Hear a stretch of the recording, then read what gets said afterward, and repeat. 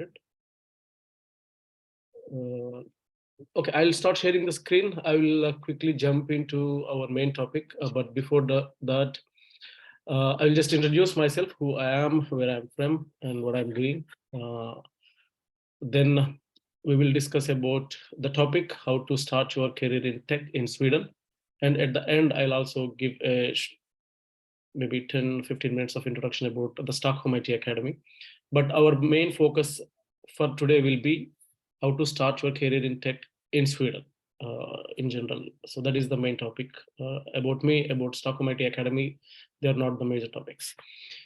So first of all, I am from India, from southern part of India. My hometown is in a state called Telangana, Suryapet. So my mother tongue is Telugu. I finished my entire education in my hometown. My name is Jagadish, by the way.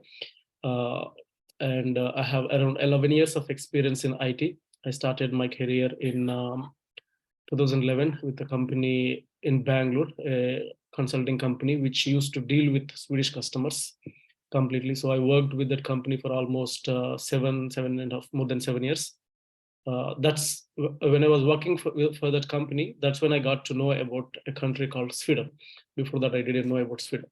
So they sent me to Sweden in 2012 first to work on site with a client, and then again in 2015. So I liked this country. I always wanted to relocate after coming here and going back to India.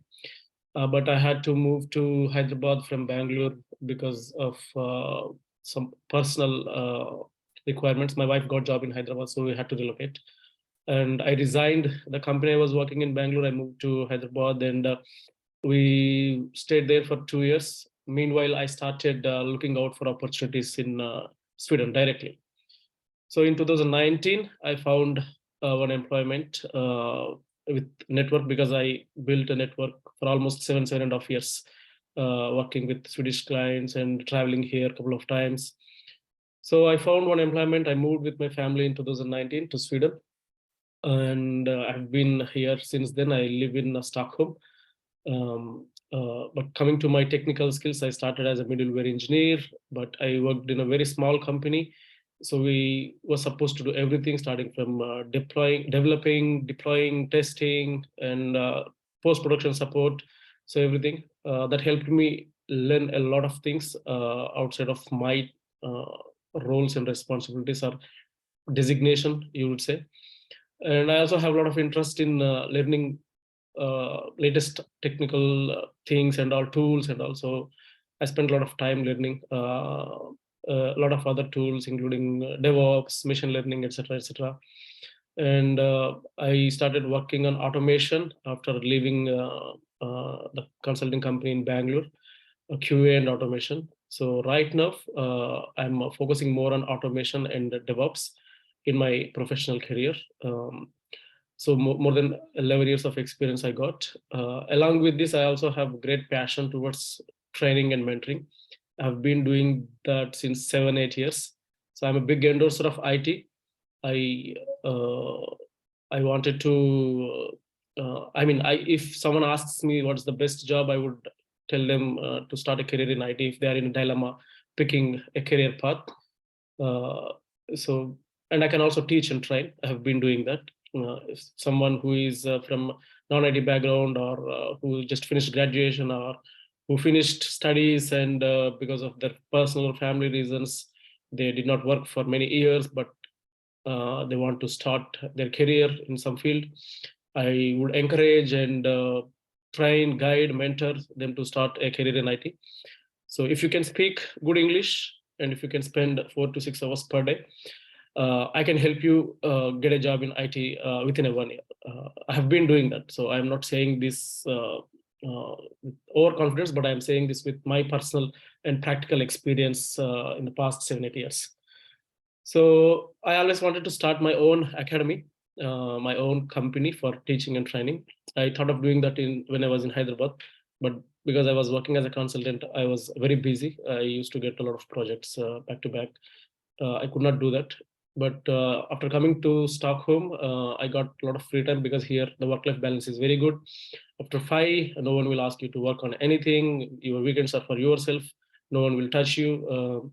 And also at the early 2020, so we had COVID situation, and our company took this uh, support from government to pay the salaries. So I was working less hours than usual, 8 hours. So that gave me more time.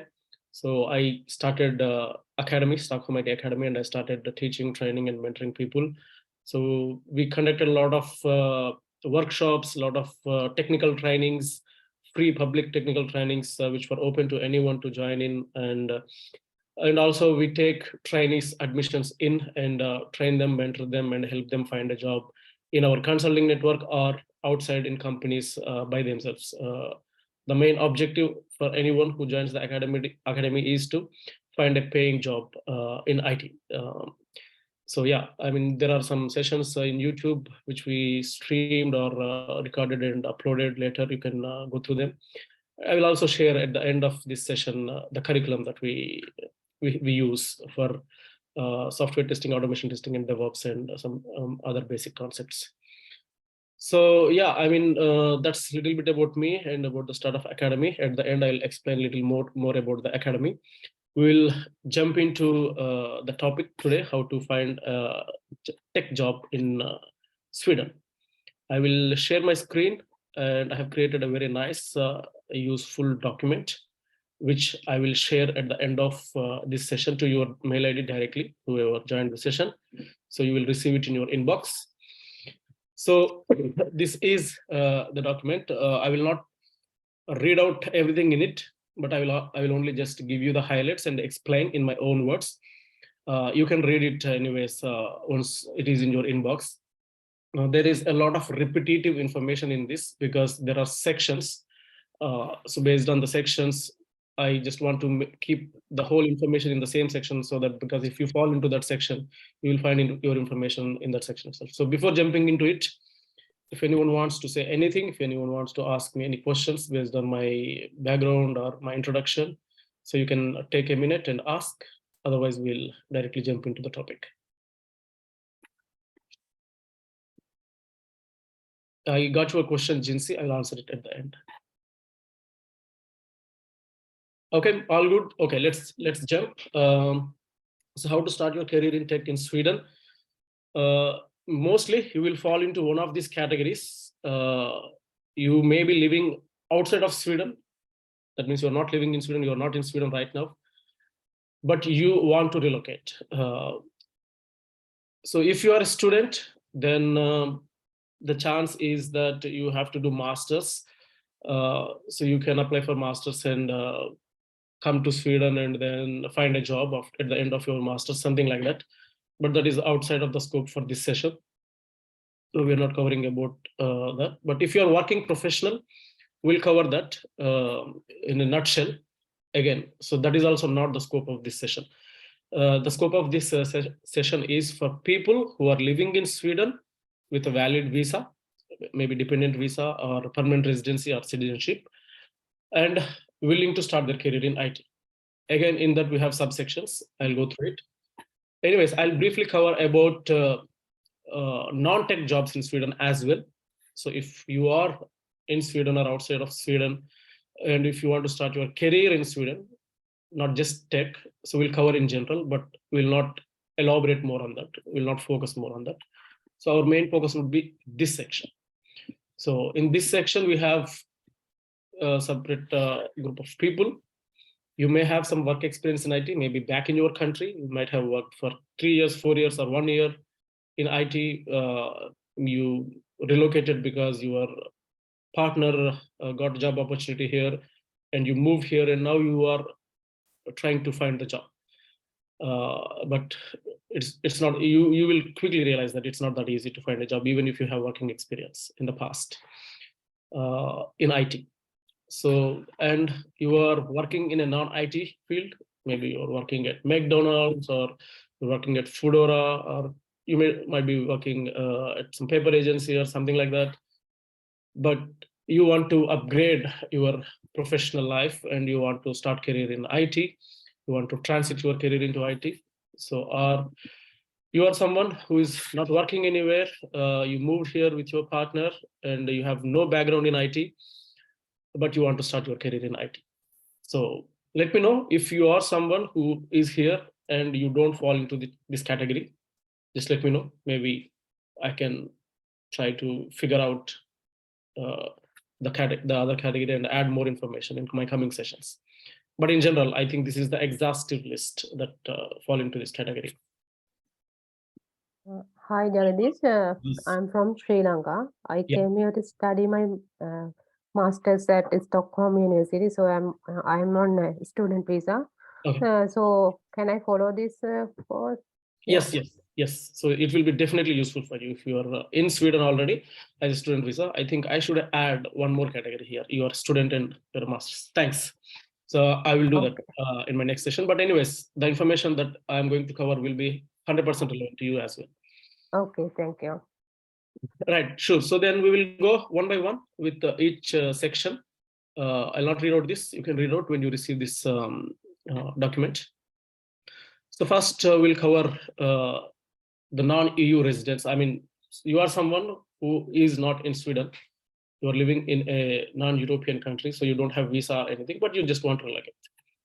So first of all, it's very, very difficult for you if you are not living in Sweden or Europe, any European country, and looking for a job in a non-IT field. Let's say, for example, in a pharmaceutical field or finance field, or if you're a lawyer or any non-tech, you name it.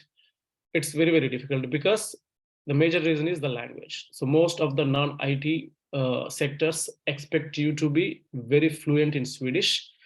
Even if you are fluent in Swedish, if you work very hard and spend a year and learnt Swedish, it will still be difficult because you're not in the country, you're outside. So people think that you don't have the idea of the culture and etc. here, and your chances are slim to none. That is because it's. I mean, you can. It's just a very simple thing. You would do the same thing. It's not. I don't look at it as a discrimination in general or any other negative thing, but let's say you got 10 applications for a job in a non-IT field.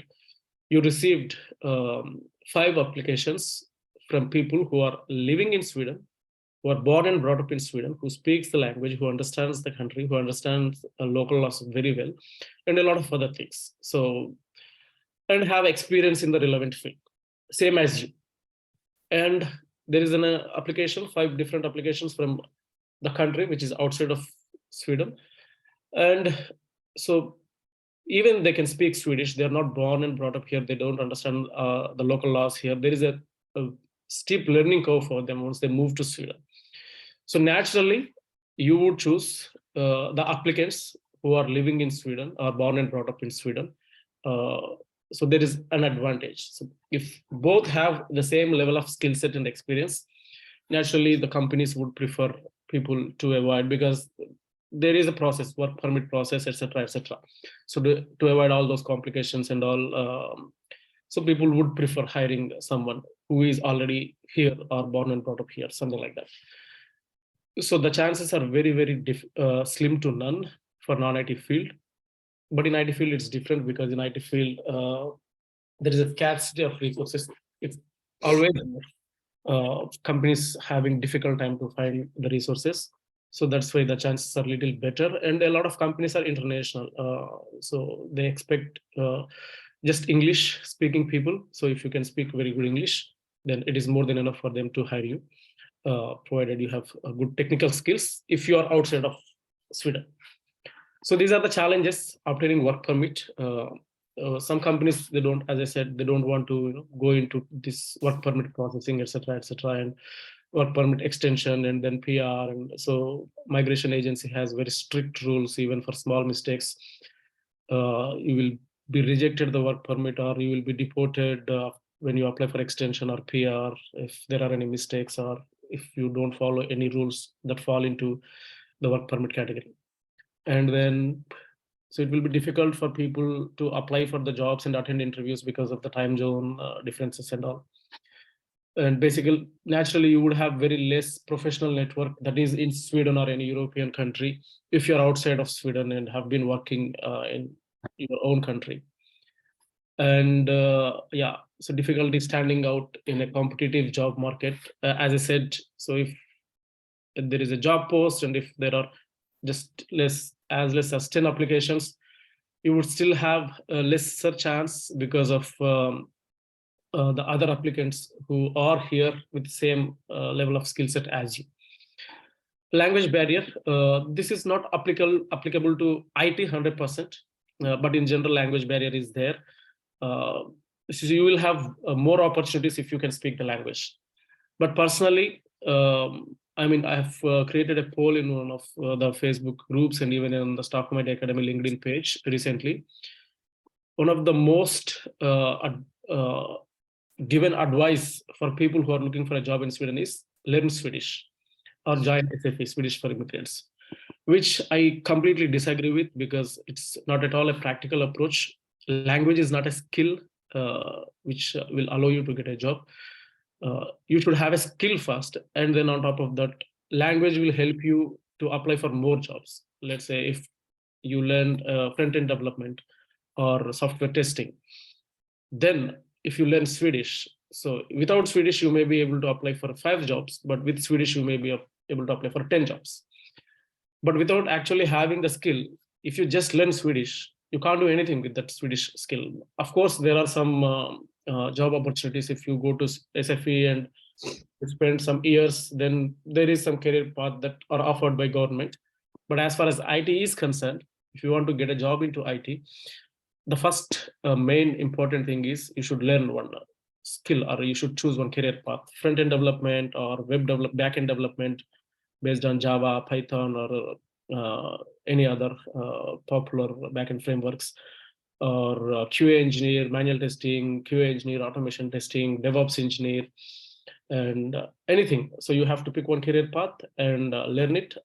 And on top of that, you can start learning Swedish. But I would not recommend anyone who is looking for a career in IT in Sweden to start with Swedish, because getting the level of proficiency, Swedish proficiency, is not that easy. You have to spend more than 1 year. Every single day you have to prepare. Even then, you have to attend the interview in Swedish. Remember that. And then that interview is technical. So you should be able to clear the technical interview in Swedish. To reach to that level of proficiency is not that easy. So that's why I don't recommend anyone. So you just learn the skill first and then become expert in that particular field and try for the jobs. So you should be able to get it. And it is working for a lot of people. It works because in IT it is possible without learning the Swedish. But yeah, so it would be definitely a advantage. But for non-IT, it is definitely a barrier, 100% barrier.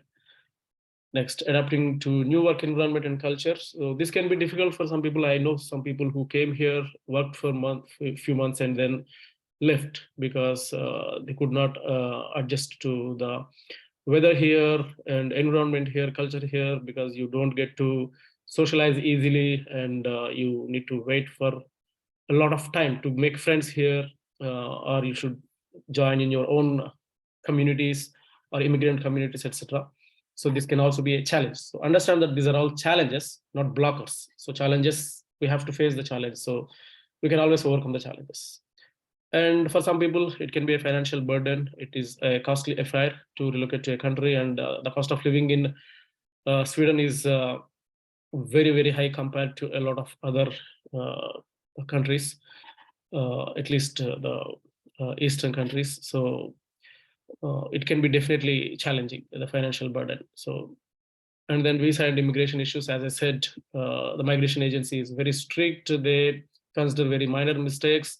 At least now the mistakes done by employers are not considered, or if you go to court, if you get a wrong decision, then you will get a positive decision. So at least there is some changes in recent times, but there were cases where people were deported just because of some small administrative mistakes of worth some 150, 200 or 250 SEK worth.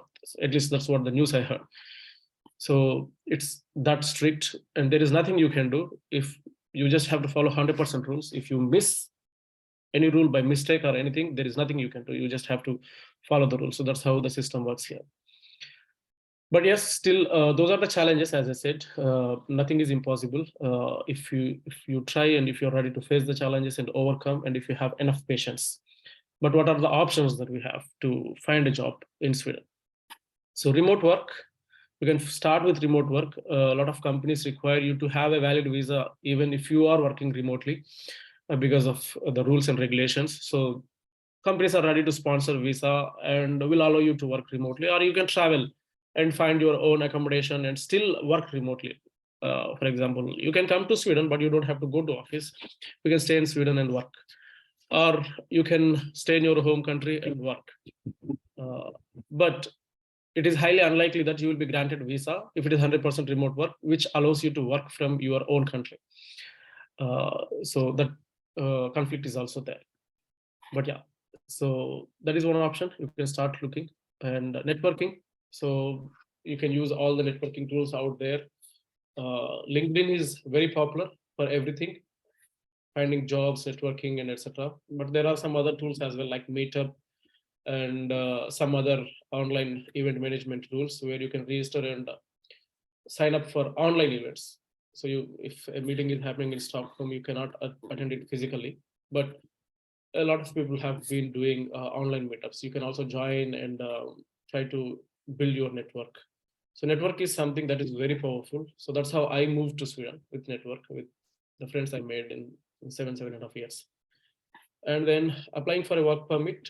There are different visas available. You can go to my Swedish Migration Agency website, which is, the link is this. So when you get this document, you can just click on this link and it will lead you to the Migration Agency website. There you can find different types of visas. Recently, Sweden started job seeker visa as well. You can read about it, and you can see the possibilities.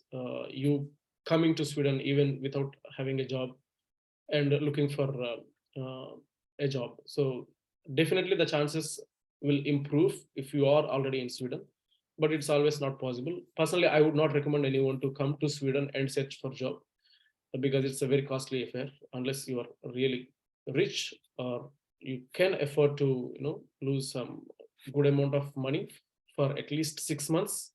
I would not recommend. And job searching, so there are many job portals like LinkedIn and Monster and Indeed. You can just start applying. I will also explain a few tips and tricks about applying for the jobs at the end of the session. And there are a lot of recruitment agencies. You can go to Google and find recruitment agencies. For example, Randstad, Hayes, and Michael Page. So, and there are a lot, actually, to be frank. So you can stay in touch with those recruitment agencies. You can go to LinkedIn and find the people who are working there, and add them as a connection, or go to their career page and see if there are any relevant positions available, and just share your profile with them and they'll be in touch. So one good thing is 99% of the times you will get a response if you apply for a job. It doesn't matter if they open a CEO position and you are not at all qualified for that position. If you apply, you would still get a reply. Of course, the rejection mail you would get, but which is good. So you would get a not feedback, but a reply with the decision whether they want to go with your profile or not. So it's always good to apply. Once you get the reply, you can stay in touch with the recruiter, and you can express the interest that in future also you would want to be contacted if there are any opportunities, etc., etc. Yeah, and so it's important to be flexible in your job search, and you should have great patience. If you are outside of Sweden and looking to start your career in Sweden or relocate to Sweden or any other European country, the most important quality you should have is patience, because things move very, very, very slow here. At least I can compare with my friends and other colleagues' experience in India. So in India, if you have at least 4 to 5 years of experience, and if you are trying to switch a job within 1 month, you can have 5 to 10 offers in your hand, because sometimes you will walk into a company and all the rounds will be finished in the same day and you will walk out with an offer. So that is possible. But in Sweden, it is not like that. It won't work like that. So the interview process can last for months, maybe 4 months sometimes. So it can last as long as 4 months, 5 months also sometimes, because let's say if your interview happened sometime in May last week, and the first round or maybe the initial contact from the HR, and then the summer comes, June, July, August, so the summer period, and you won't hear anything, and all you get when you try to follow up in the mails is the HR is on vacation or the technical panel is on vacation, and things will start working maybe 1.5 month. So you would have to wait. Same happens during Christmas and New Year season.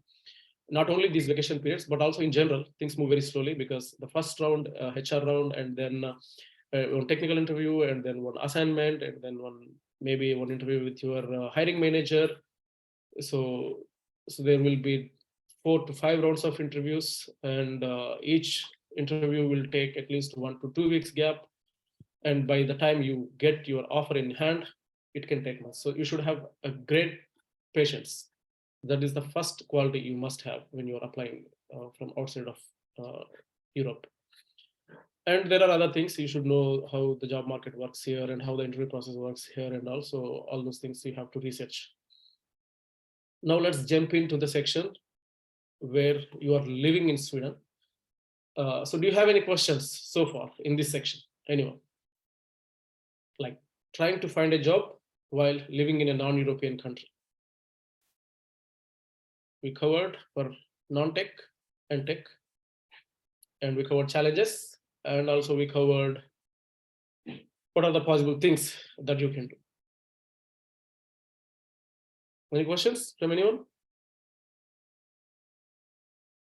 Cool. So No, then, yeah, thank you. Then we will jump into the next section. So you are living in Sweden. Okay. But as I said, there are subsections. But before that, we'll cover in general. So you are someone who are in Sweden and looking to work, just get a work, any work, not IT or tech. So these are the things that you should do. So as I said, there is a lot of repetitive content, but I want to keep it repetitive, because if you fall into a particular category, you would find the whole information in that particular category. So you don't want to read the entire document that is not relevant to you. So networking we covered, which is same, and job searching we covered, which is same recruitment agencies, and upskilling is something. Yeah. So you can upskill, you can start upskill yourself in your field. It doesn't matter what your field is. There are a lot of courses offered. I mean, in YouTube also you can find a lot of really good courses and playlists. And Coursera, edX completely offer a lot of really good courses for free. So a lot of courses from universities, very well known universities, you will get for free in Coursera or edX. And there is Udemy.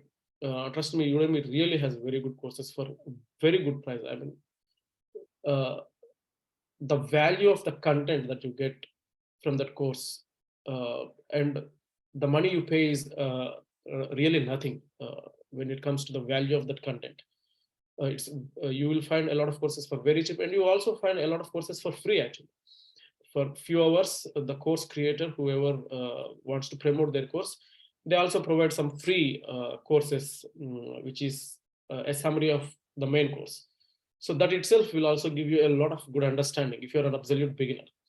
But if you are someone who already have some knowledge and experience in some field and want to upskill yourself, you can just buy courses or go to Coursera, Udemy, or YouTube and get courses for free from there. Not only tech, even non-tech, and then just upskill yourself. That is one way if you're trying to find a job in Sweden. And CV and cover letter. Very important, CV and cover letter. So as I said, I'll just compare from my past experience in India. So I can create one CV of 4-5 pages because I have a lot of years of experience, and then just share that one CV to 100 companies. I would hear from maybe some 20-25 companies, and I will reach to the final interview with some 10-15 companies, and I'll get offer from some 5 companies. So it works like that. If I have really very good experience, and I can create one resume and then just share it, distribute it, and I can get some 4 to 5 offers if I'm really very good with my interviewing skills, or even more offers. But that's not how it works in Sweden. So you should have a tailored CV and cover letter. So I always stress on cover letter a lot, because your chances of hearing back from the company or hiring managers is more when you write a cover letter, personalized cover letter, and your chances of not hearing is less when you don't share cover letter. So basically, what your cover letter should include, your cover letter should have why you are good fit for that role, why your technical skills match the job description, and why you are interested in this company or in this particular role in specific. So it has to be 100% personalized, and you should write it, and then your chances will increase of hearing back. And same with CV. You can't just simply create one CV and apply for every job out there. Let's say, for example, you are a DevOps engineer. You can't simply create one DevOps engineer CV and then just share with all the 100 companies out there. So you have to make sure that your CV is modified according to the job description, and maybe if you have domain, you have to highlight your experience and skills that are matching with the job description and the company domain, or the problem that the company is trying to solve. Let's say if the company is in the healthcare domain or insurance domain or banking domain or any other domains, and you have that experience, so you should highlight that experience so that it grasps the attention of the recruiter or the hiring manager for shortlisting.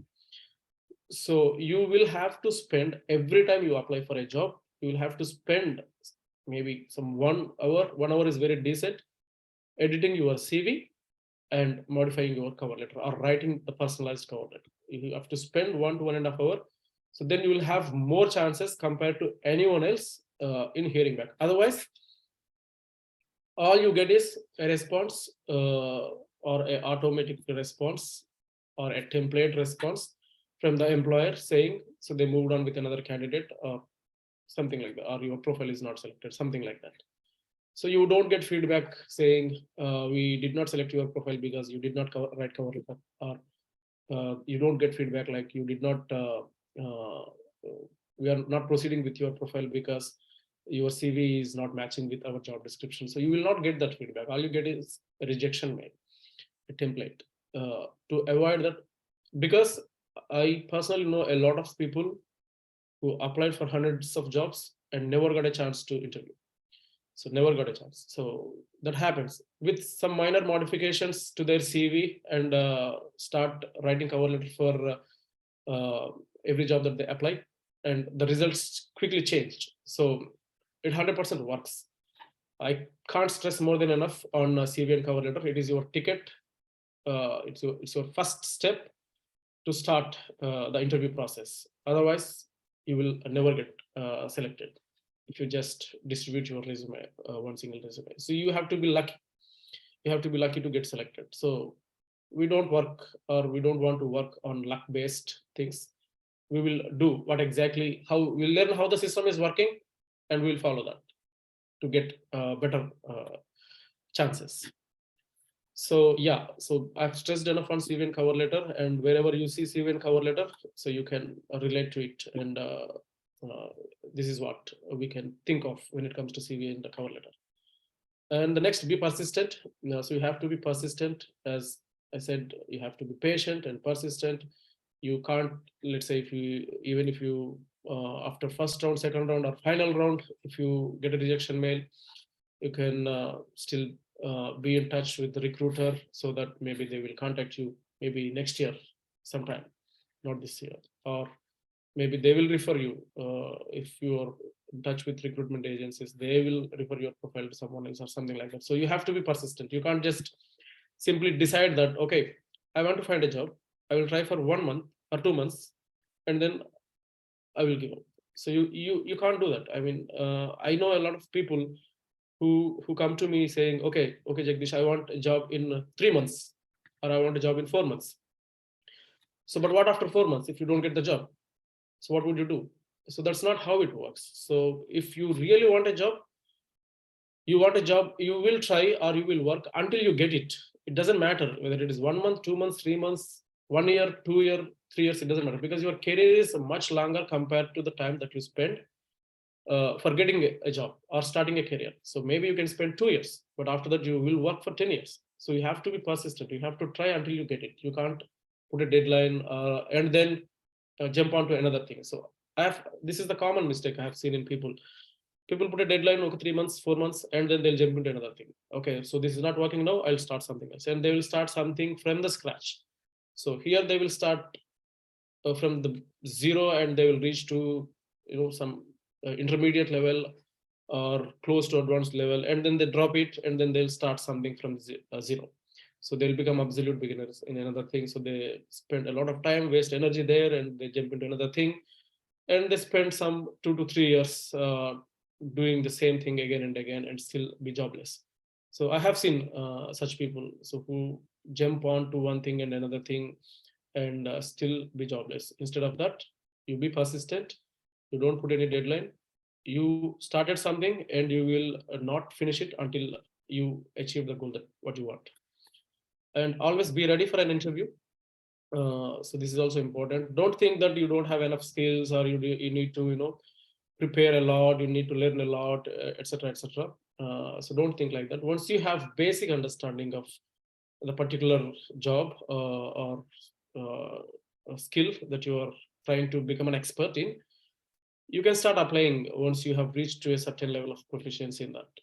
And always be ready for an interview. So don't give the insight to the interviewer or HR that, okay, so you're not ready for the interview, or you still need some more time, or if you were given the opportunity, you need some training and mentoring. So don't do all these simple mistakes. You always be ready for an interview, and express your enthusiasm in learning and upskilling yourself in the job once you get the opportunity.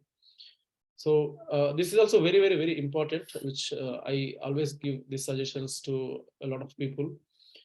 We have people who joined in software testing training in our academy, but they ended up in completely different roles when they got the opportunity, because they were open to different roles as well. So it is possible. In Sweden, it is one of the good things that they trust you when you say that you can learn and do a certain job even if you don't have prior experience. Because if you already have an experience in one field, they understand that you are a professional, and if you are trying in a different domain, they're also aware that you are consciously doing it. So you know that you can do it, that's why you wanted to do it. So they believe in you and they trust you, and they will also offer you a job.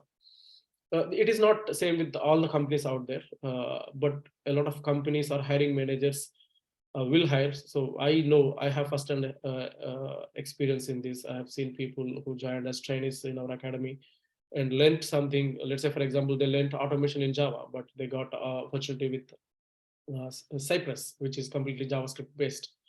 And also people learn software testing and ended in integration team, middleware integration team, which has nothing to do with software testing.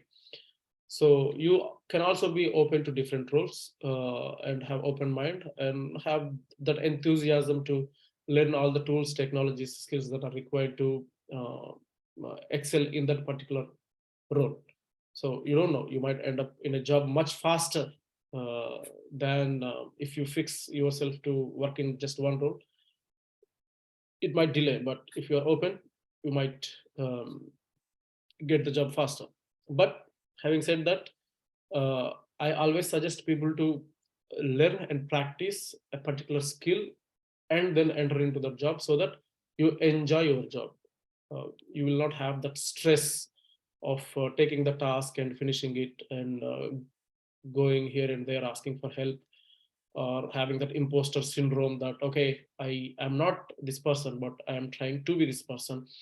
uh, so maybe someone else will ask me or confront me that, okay, you are doing this even though you don't know this, things like that. So I mean, that's the imposter syndrome. So to avoid all this, it's good to always become good at something and then start working on it. So like a saying, so you have to sharpen your axe before cutting the tree. So if you start cutting the tree with not so sharp axe, then you have to put a lot of effort to cut the tree. If you have a sharp axe, then it becomes much easier. But again, so you have to draw a line and make sure that what is important for you, getting a job faster, and also understand the work culture of that company, whether you will have stress or you will have enough time for learning and upskilling yourself to justify your role.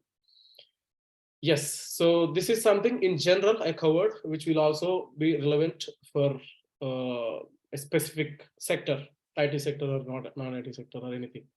So now let's jump into this category. You have some experience, work experience in IT, and you are in Sweden, and you are looking for a job, and so you might be surprised by the amount of rejection and mails that you're receiving, even though you have experience and all. So what you should do to find a job in tech in Sweden with some experience in IT, and you are living in Sweden with a valid visa. So again, networking, job searching, recruitment agencies. I mean, applying for work permit in some cases is, so you have to start your own company or something like that, because some companies don't want to process the work permit, and showing language proficiency and all.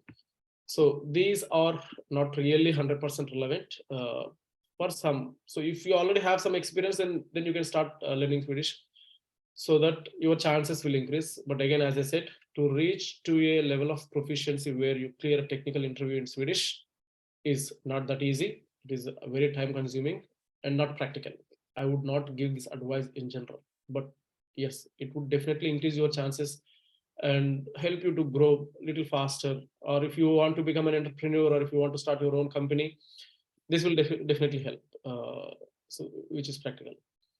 Yeah. And there are some other things which we'll cover as part of starting from zero background.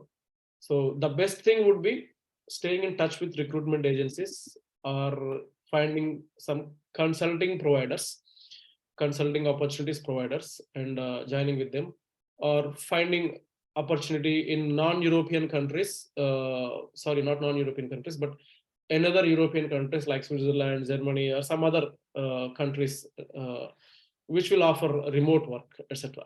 So like that also you can find opportunities, not just in Sweden, but you can still stay in Sweden as your visa allows you to travel. A lot of people have been doing that during the pandemic, so you can also do that. And a lot of information that we shared here will still be relevant for this section as well, because it will not change just because it is IT. Right. Then, so if you are someone who is working already somewhere, part-time or full-time, but want to level up in your professional career, or you think that IT jobs are cool, which is true. IT jobs are really cool, because no matter where you go, you will have a job for yourself. No matter which country you go, you will have a job for yourself. All you have to do is stay up to date with the technology, or become good at one particular career path, like front end, back end, DevOps, software testing, or something like that. So it is a wise decision if you are in a field which is vulnerable for some situations. And of course, IT jobs are also vulnerable. Now a lot of companies have been laying off, like Meta, Microsoft, and Google, laying off. But it's not permanent. The decision and these layoffs are not permanent. Even if you are laid off, you can still apply for thousands of companies out there. If you limit yourself, let's say, for example, I want a job only in Stockholm, Sweden, then I'll restrict myself to some hundreds of companies. But if I'm open, there are thousands of companies in the entire globe. So the companies are there, the layoffs are going on, but still the hiring is also parallelly going on. A lot of companies are also hiring parallelly. If you are good at what you do, so you will always have a job for yourself. So there are some professions in which it doesn't matter if you work for even 10 years, the growth is not so great. Even the income is also not so great. But in IT, it is not like that. So if you work for 10 years, I mean, every year you will get a better salary. I would not recommend switching career, I mean, switching companies for a better salary, but that is also another way you will increase your salary. And if you work as a consultant, you can earn more in Sweden as a consultant rather than an employee. But there is a risk of not having a job for certain period of time and be idle. But yeah, so there are challenges if you are already working in some other field, part-time, full-time, and want to transit. So I mean, these challenges are very straightforward, self-explanatory. So obviously, you will have limited professional network because you did not work in IT. You don't have lack of relevant skills and experience. So that will make it difficult for you to stand out in competitive job market, because if there is an opportunity, if someone with relevant experience, more years of experience, if they apply, their profiles will be picked up for further rounds than your profile. Again, these are challenges. We can always face the challenges and overcome it. Don't look at them as blockers. So these are just challenges which you should be prepared for and face it, because you can't expect everything to be smooth and positive and then start working towards it. So you should be well aware of these challenges, and when they come across, you should understand that, okay, so this is the challenge I'm prepared to face, and then just overcome it. Language barrier, age bias. So these are challenges again. Of course, people won't talk about it. Let's say, for example, no one will uh, reject your application saying, okay, so because of your age, we are rejecting. Because of lack of Swedish speaking, of course, some companies, they directly tell that for this particular role, Swedish speaking is mandatory. At least the recruitment agencies directly tell you that, okay, for this particular role, Swedish is mandatory from the client. But they don't tell you that because of age, we are not selecting you, or because of so and so reasons. But it is the fact, it is the hard fact. So it is there. Again, it's not impossible. It will only make your chances a little lesser, but you will always have your own opportunity out there if you are persistent and if you have patience. Then yeah, so obviously if you are working in a different field, different sector, if you want to jump into tech, the work environment and culture will be a little bit different. So that is also another challenging.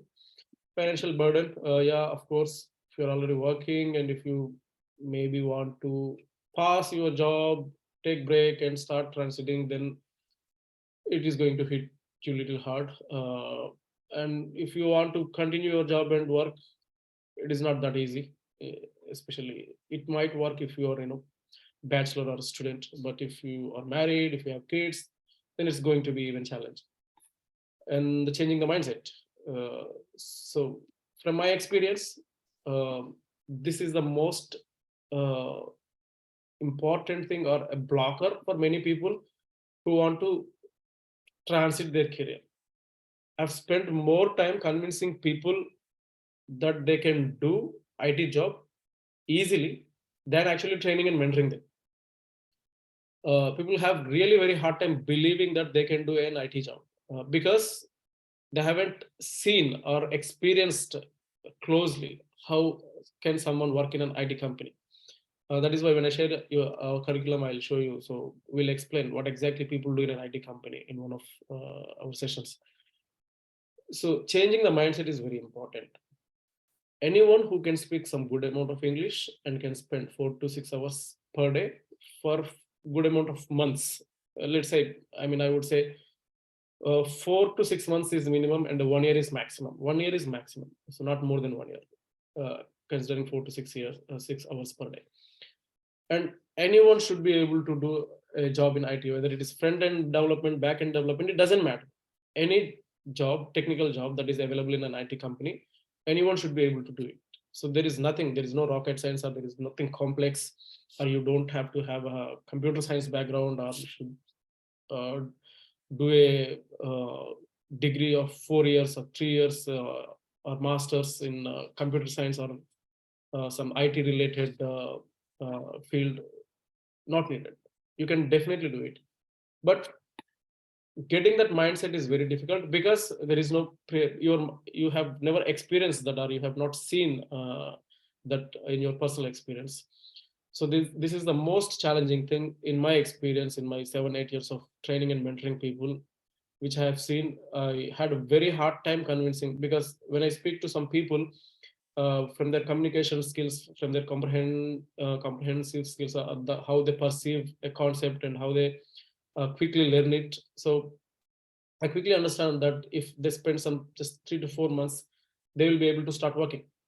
But then they don't believe it, and then they don't start it at all, because they believe that it is not their cake, so they can't do it, or it is completely different, or it's something, a very big mountain which they cannot melt it. But which is not true. Uh, Anyone can work in IT, in my opinion.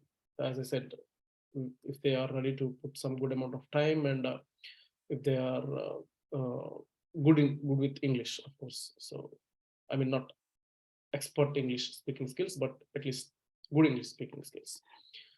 So, yes, these are the challenges. And again, so what are the things that people can do who are working elsewhere in a different sector and want to start their career into it? Research, research, research. So research is the first thing that you should always start with. You have to understand what exactly IT industry is, what people do, what is coming out of this IT industry, and also the salaries, etc., etc. You can spend some time researching. You have to do research and then take the next step. Don't just simply, join one institution or buy some course, or start learning some course, and then start looking for the jobs. So do some research. So these things will fill the gaps. So otherwise you'll always have the gaps until you find land in a job, or you spend 2 3 years working. So then upskill. You can start, as I said, there are a lot of tools, websites available for free, paid, for very, very cheap prices. So you can start learning. And then networking, job searching, tailor your CV and cover letter, be persistent, be ready for an interview. Everything is same, which we discussed already, which is common. There is nothing different. But when you get the document, you can read it, because it will be specific to this particular section. So each section will be explained based on the context that is mentioned here. So you can go through it, but it is almost relevant for anyone. Uh, so, but here we can spend some time upskill. So when we say upskill, you have to be very clear about which path you want to go. You can't be just simply learning everything. You don't want to become a scientist in tech, because that's the common mistake that people do. When you start learning something new, your mind works very actively, and so it creates a lot of interest, and you'll spend a lot of time. But quickly you will get bored with that, and you want to learn something again, something new, before becoming expert in it, or before reaching it, reaching to a very professional level of knowledge in a particular skill or tool. So people jump onto something else. So people end up learning a lot of tools and technologies, but only on the surface level, high level, because your brain wants to have that satisfaction of learning a lot of new things, and that's not good. So what you should do, you have to pick a career path. You have to pick a designation. Whether you want to become a QA engineer, or automation test engineer, or DevOps engineer, or front-end developer, or back-end developer with Java, back-end developer with C Sharp, or back-end developer with Python, or back-end developer with Ruby on Rails, or maybe a full stack developer with main stack with React and Node, or mean stack with Angular and Node, or a machine learning engineer, or a data engineer, or a data analyst, or you have to pick one, and then start learning everything that is needed to get a job first. You don't have to become expert in the particular field you have selected. You need to minimize how much you need to learn, so that you can convince the interviewer or employer to offer you a job, so that you can also provide the value from the day one. And then once you got the job, you can start upskilling yourself, and you can start becoming an expert. So you can't become expert in 3 months or 4 months or 5 months, and then start applying for the jobs. You have to learn what is needed to start a job, maybe for an entry level position or something like that, and then get a job, and then while working you upskill yourself. So that's how your approach should be. So you don't go out there and learn everything out there, and without actually fixing what designation you want or what career path you want to go on. So you have to fix that. So that is the most important thing, even for people from without IT background or people who are working in a different sector. It is the same. So first you have to pick one and only work on that. Even in that also, let's say for example, if you want to become an automation test engineer or test engineer, let's say software test engineer. So there, I mean, the ending is the learning is there is no ending for the learning in that just particular field itself, because there is mobile testing, there is IoT testing, there is web application testing, so there is automotive testing, there is embedded testing. You can't learn all these things. So you have to learn first some basic software testing fundamentals, and then on that you have to try finding a job. After that you can upskill yourself, or if you want to go to IoT or mobile testing in particular, you want to become expert in it, you can just start doing that. um, Same with automation testing. You can't simply be in automation. We have Java based, Python, C sharp, Ruby on Rails, JavaScript based, for example Cypress with JavaScript, or even in Postman we can use JavaScript and automate a lot of API testing. uh, so you can't learn all these things, it's not practical. But what you can do, you can learn with the most popular and the most job opportunities are available on which automation framework. So for example, with Java based, automation has most opportunities out there compared to Python based and JavaScript based. So you can start with that, learn it, and start applying for the jobs, get a job. After that you can learn Cypress or any other thing, any automation tools. So you have to narrow down also, even if you selected one field, because you can't really learn everything out there. So all other things stands same.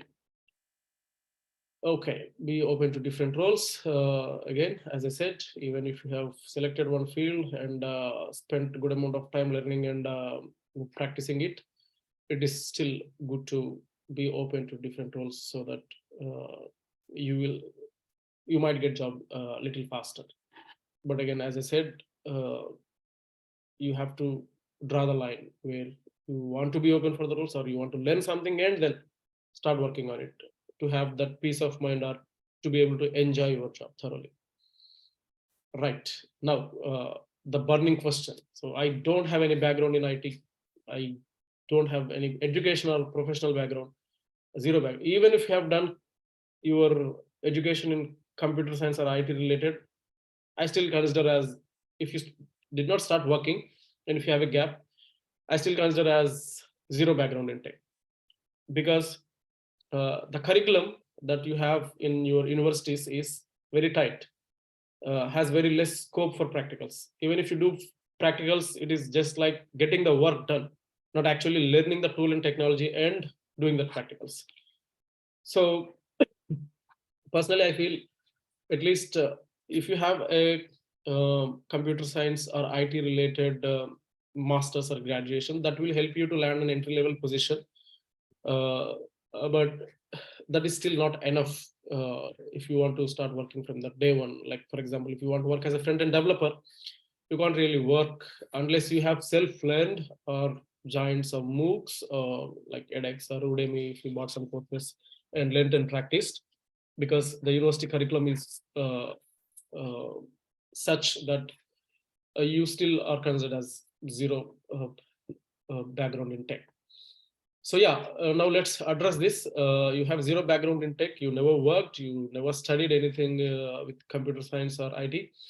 Now you are here willing to start your career in tech because you heard a lot of good things about it, and you got really passionate, or maybe someone close to you working in IT and they are encouraging you, and now you are at the starting point and you want to understand all the challenges and what are all the things that you can do.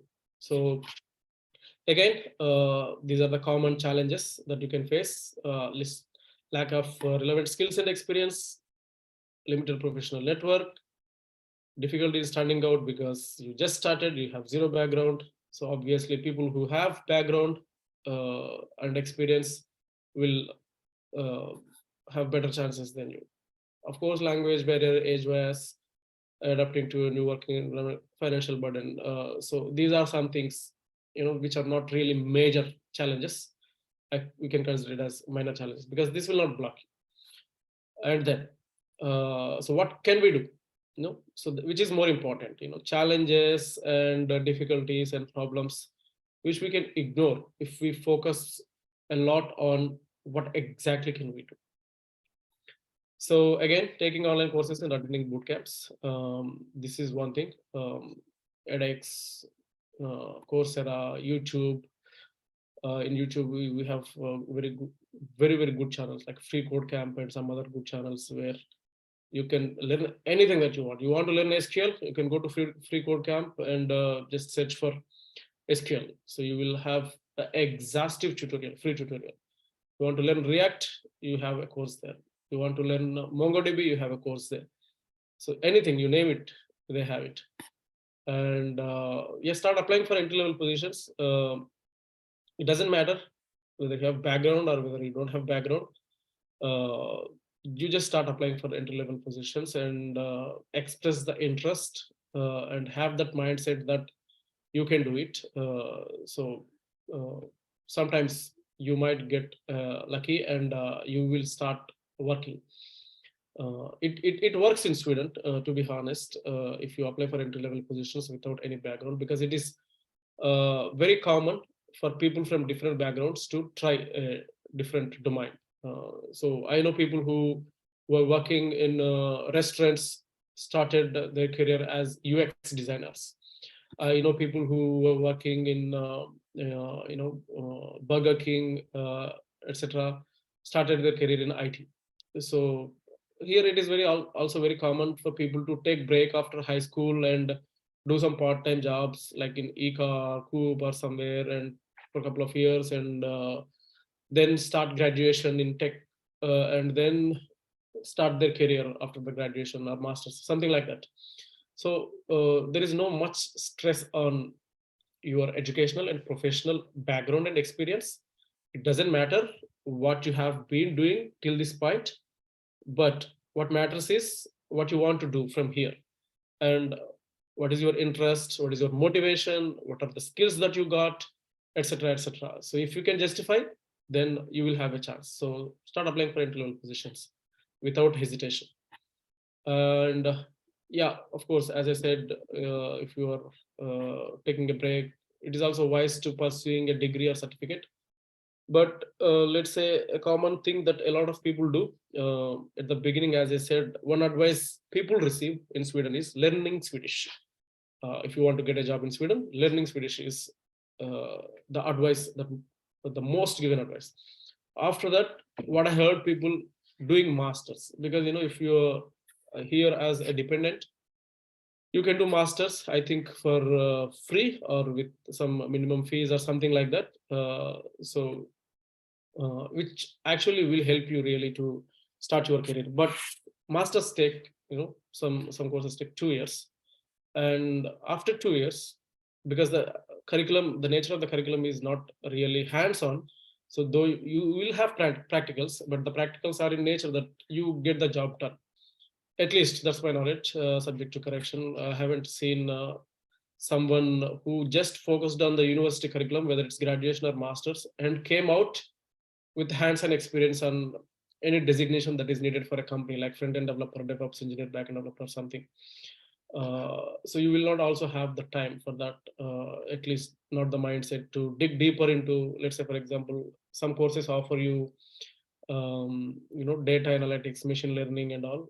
So that is different. If they're focused on particular uh, job that is available in the market, those courses will definitely help you, provided if you dig deeper into it and do a lot of practice. But in general, the computer science and IT based courses will not give you a hands-on experience, and you have to spend 2 years. And if you're really not serious, and if you just did that for the certification, you will be at the same place even after pursuing that course for 2 years, where you were 2 years back. Again, you will be start looking for the entry level positions or jobs for the job. So which is not a clever thing to do. So instead, you can upskill yourself and take online courses or attend boot camps, pick up one career path or one designation and prepare for that.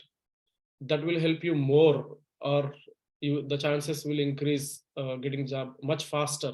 So you don't have to spend an entire 2 years. Maybe you can within 6 months to 1 year. You can learn everything that is needed to do the job, or you will have all the skills that you need to start working from the day one once you start the company.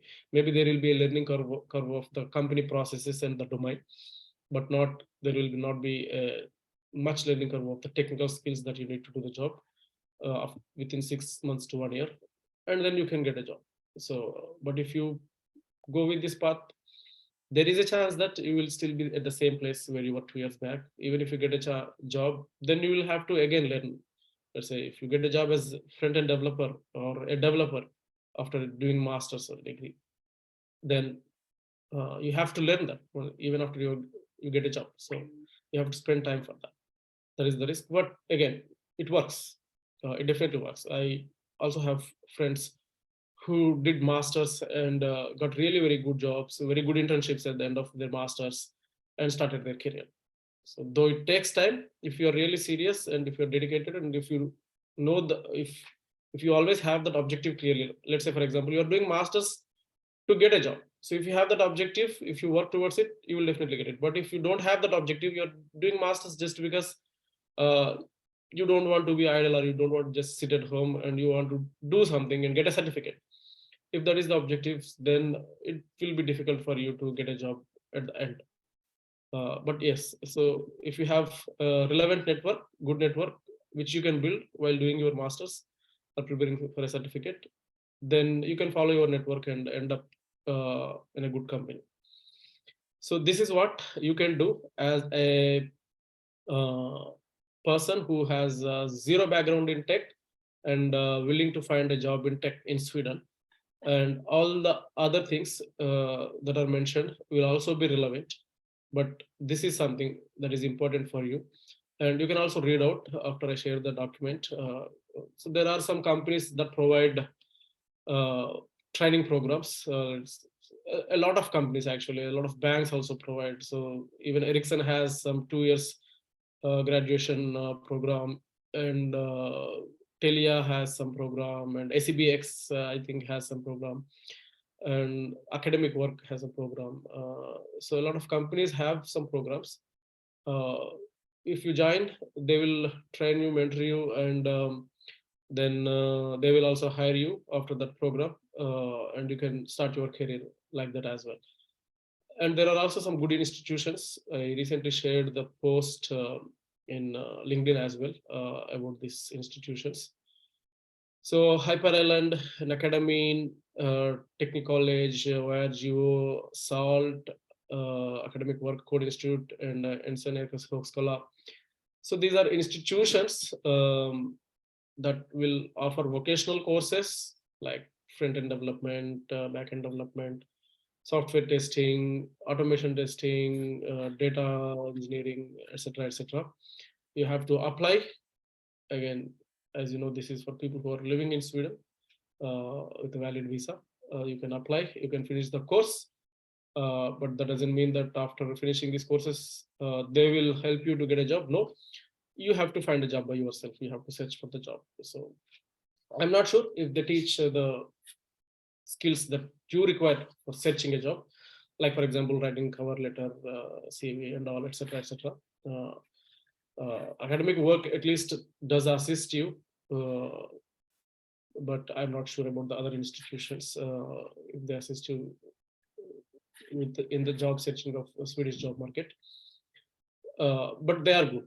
You will get the admission, and you will be. Some have CSN support as well. If you don't know what is CSN, so you will get some money for spending time learning at these institutions. Code Institute has, I think some other institutions also have.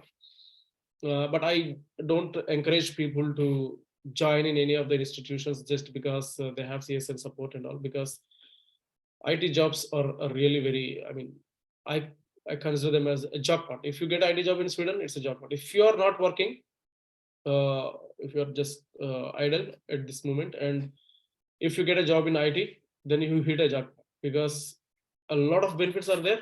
Getting a job in Sweden is really very good deal. get a permanent employment. A lot of benefits are there, like sick benefits, parental benefit, and you have vacation, 1 month vacation every year, and you can take care of your sick kid at home, which is called VAB. And if you join any union, if you join Akasa, even if you lose job because of recession or anything, you will receive up to 80% of your salary until you find your job for a certain period of time. I mean, there are a lot of benefits. You will get pension, a monthly pension that is deposited to your pension account from public fund and from company. You can also have add private pension fund, of course. But when you retire, you will get really good amount of money that is more than enough for you to survive in Sweden, even if your kids don't take care of you. I mean, the benefits are plenty. So that's why I said it's hitting a jackpot. So I mean, that's why I don't recommend people to join in any institution or course just because they have CSN support. But the goal, uh, the value of the goal, that is getting a job in IT in Sweden, is much higher compared to the CSN. But if you are getting some money just for learning, it's still good. Just make up your mind that that's not your main objective. Simple as that. So these are the institutions.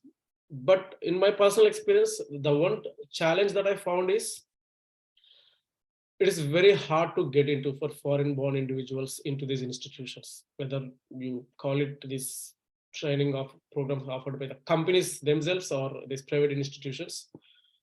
It is not that easy. At least Hyper Island is bit okay, but the even academy and Högskola.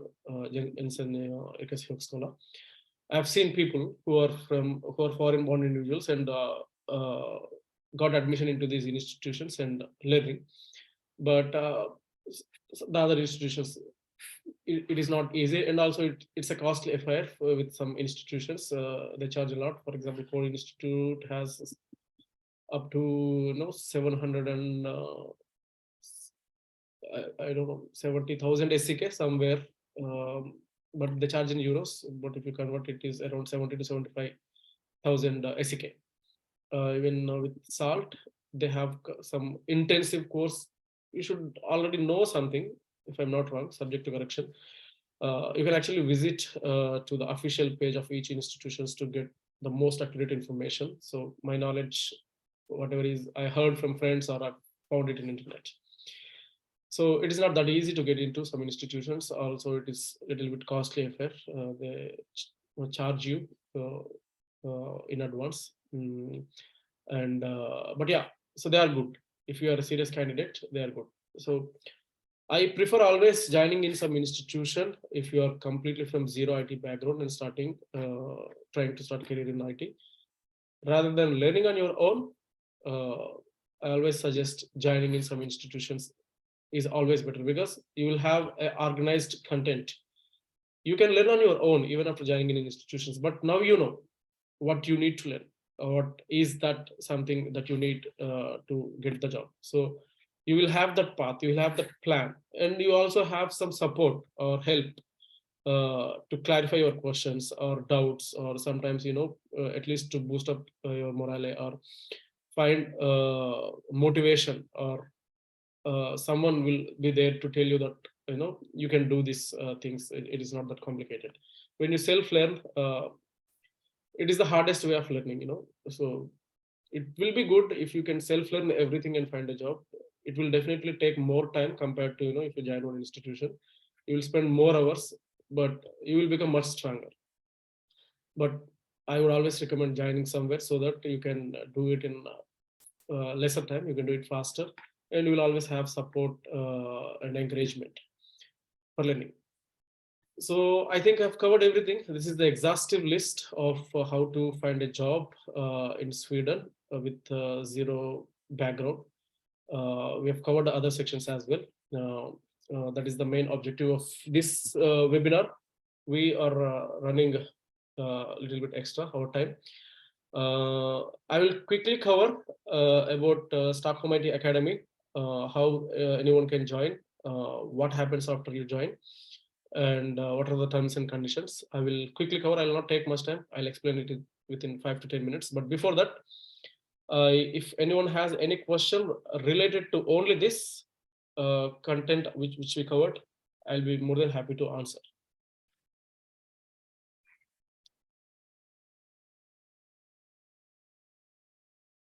Suchitra, I'm not sure if the applicant should speak Swedish or not. I'm not 100% sure. Also, a question from Jinsi. Financial mathematics in Inhouse University presently. I'm living in Gothenburg. I would like to start my career in a data analyst or financial analyst. Can you advise me to get a lead? Okay.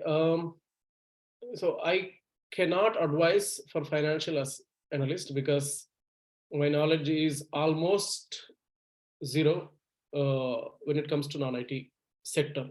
When it comes to finding a job in non-IT sector, because all I know is it is very, very hard if you can't speak Swedish. So that is the only thing. But let's say data analyst is something close to IT.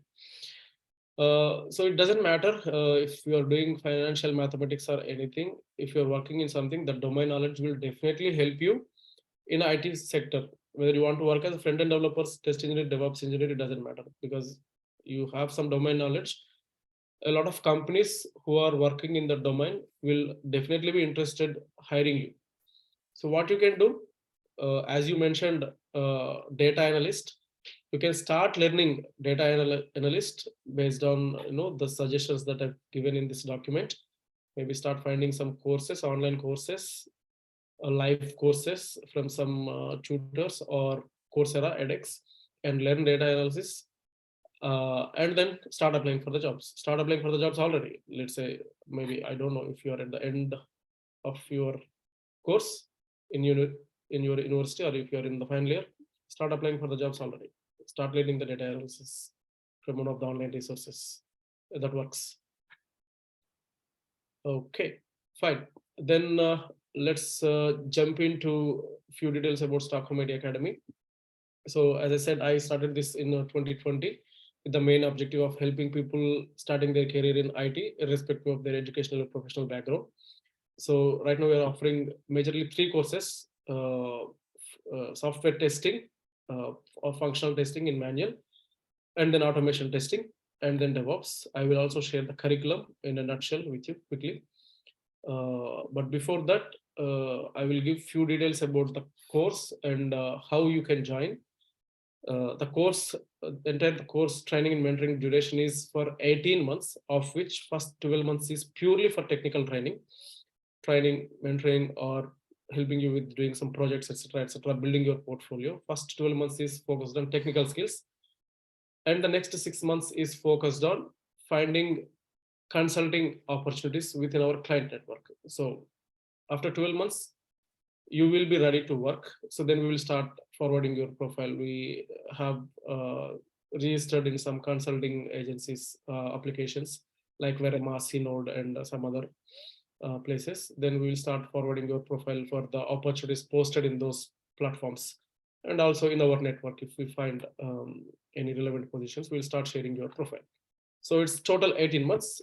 So we'll have an agreement that you will stay with us for that 18 months so that we can find a job for you, and client pays us for deploying you in the client's place, and we will pay you the salary. So the salary would be 20 to 25,000 based on how much the client pays. It is completely transparent. You will know how much client is paying and how much we are getting and how much we are getting. So it will be completely transparent. There will be no any hidden things. So we will not, let's say for example, if we get 100,000 from client, we will not just pay you some 20,000 or 30,000. So it will not be like that. So the margin will be very reasonable and decent. So we'll consider only the time and efforts that we spent on making you a working professional for 1 year. So whatever the investment that we have done, so we will only take that from what client pays and pay the rest to you. So that's why it will be minimum 20 to 25. The clients pay very decent for consulting opportunities in Sweden. So it is possible to pay 20 to 25. So at this moment, so there are some institutions that pay 30,000 instantly once you finish the course, but we are not at there. Hopefully, maybe we'll reach sometime in the near future to that point, I would more than be happy to pay 30,000 as well. But at this moment, we can pay 20 to 25,000 after you finish 1 year. And if we find in those 6 months a consulting opportunity, so the only thing that we expect from you is uh, staying with us for 18 months. After 18 months, if we fail to find opportunity in our client network, so then you can leave, you can start finding opportunities on your own from whatever you have learned for that 1 year. You can, so you are free. So there is no binding between you and the Stockholm IT Academy. So it's as simple as that. But within 18 months, if you want to leave, or if you become very confident, or if you're a fast learner, we have a one-on-one support and mentoring for people who spend a lot of time or who have good comprehensive skills and who go faster in learning. We'll provide one-on-one mentoring and all. So if you become very confident within 2 or 3 months of training, and then you think that you can get a job faster, so you don't want to wait for us to find jobs for you, you can go out. But then we'll have an income share agreement. So you will have to pay us a monthly a certain amount of percentage from your salary for 1 year. If you want to go faster, let's say instead of 18 months, you want to go just within 6 months. So that you can save that 1 year. So you have to pay for whatever the time and investment that we spend. But you will only pay us once you get a job. You will never pay us if you don't get a job. So that is the simple thing that you can remember. So the joining is completely free, 100% free. The learning and everything is free. We don't want you to pay us at all. We want the clients to pay us, because client has more money than anyone else, than you or us. But still, we want to give that flexibility to people, because some people, they comprehend very fast, and they don't need really 18 months to get a job. So they can get a job within 3 to 6 months. But we want to give the flexibility of leaving us, but still, for whatever the time and investment that we have done, we still want you to pay based on the income share agreement. So everything is written in an agreement. It is very crystal clear. There is nothing hidden, no hidden fees. You will not be asked to pay for any material or any session or anything. So there is zero money involved as long as the training and mentoring is concerned. Only thing is, if you want to leave within 18 months, then we'll have income share agreement. Or if you start working with us when client selects you for a particular role, then we'll pay you monthly salary and the client pays us. We'll take the share, which will also be transparent. That is about the finance matters. And when it comes to what we offer, right now we are offering software testing, DevOps, and automation testing. We also wanted to start front-end development, full stack, and data engineering courses, but they are for future. So we really had a very hard time finding good trainers and mentors. It's very challenging finding very good trainers and mentors, because we want to have the trainers who are working, so that they can share their experience. The working professionals will have updated information about the latest tools and technologies and the best practices in the company, which is making things a little bit complicated. We started front end and full stack development in the past, but right now we passed it. So whoever got tried, we ended the batch, and we're majorly focusing on software testing, manual and automation, and then DevOps. So I will quickly share the curriculum. First, we will start with the basics. We'll have a probationary period of 4 weeks for someone who joins. We, after 4 weeks, if we think that, because some people who are working full time, we don't take people who are working full time elsewhere. So though the document I covered has instructions about how to transit your career from non-IT to IT. In Stockholm IT Academy, we don't take admissions if you're working elsewhere part-time or full-time. That is mainly because our curriculum is exhaustive, so we give a lot of assignments. We start slowly. Initially, we don't put much burden. We take things slowly, but after some point of time, you will have a lot of tasks and assignments, and you will be involved in multiple training and mentoring sessions. So it will consume definitely at least 4 to 6 hours per day, and you will have to attend 1 to 2 sessions per day. So initially you will have to attend only one session, that is your technical training. But after a couple of months or 3 months, you will also have to attend mentoring sessions, so which will make it 2 sessions per day minimum. And also we will have, at some point of time, we'll have team meetups where we completely follow agile scrum way of meeting every day, a daily stand up where you will meet with your colleagues and give status updates like what you have done yesterday, what will you do today, and if you have any improvements. You will have your own scrum master for your own learning team, and you will meet daily. So there will be one meeting initially, after that 2 to 3 meetings every day. So each meeting, the training and mentoring sessions meeting and the technical training meeting will last for 1 to 1.5 hour, or maybe 45 minutes to 1.5 hour. Same with training and mentoring sessions, 45 minutes to 1.5 hour. And then the team meeting, your internal learning team meeting or meeting with your peers, will last for 10 to 45 minutes, or 10 to 30 minutes, or 10 to 45 minutes. So on an average you will spend around 2 to 3 hours per day just attending the sessions and meeting, and the rest of the time is completely flexible. You can do the assignments and tasks at your free time whenever it is possible. So it's not mandatory that you should be available 8 to 5, though our sessions will happen only between 8 to 5, not before 8 or after 8. Or in general, I could say our sessions will happen mostly from 9 to 4, to be precise. So after, before 9 or after 4, the sessions will not happen. That's why we expect people to be available full time, because we have to be a little bit flexible with the timings and all. So sometimes the trainers and mentors may not be available to take sessions, or the session will be postponed for 15 minutes or 30 minutes instantly if the trainers or mentors are stuck with some other meetings or have some important issue where they are working. So yeah, 2 to 3 hours you need to be available.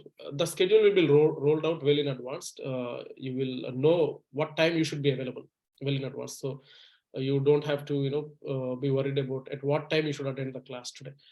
It's not like that. The schedule will be rolled out well in advance. You will know at what time you should be available to attend the sessions. After that, the rest of the period is up to you when you want to do your tasks and all. There is no restriction on that or monitoring on that.